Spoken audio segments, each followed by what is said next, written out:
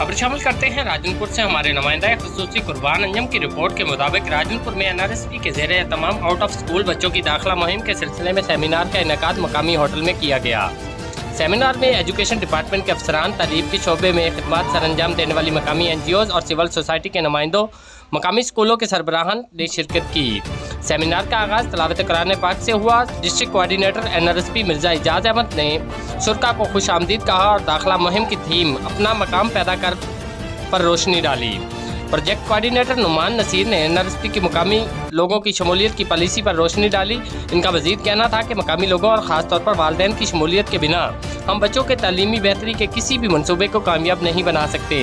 इसलिए हर स्कूल में स्कूल काउंसिल और विलेज एजुकेशन कमेटी बनाई गई है।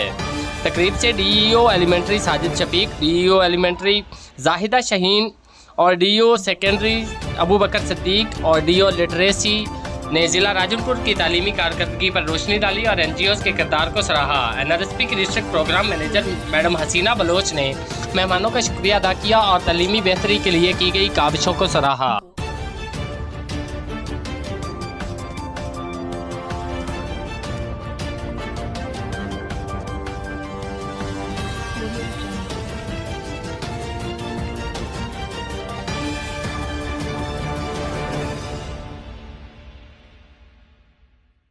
Jungle.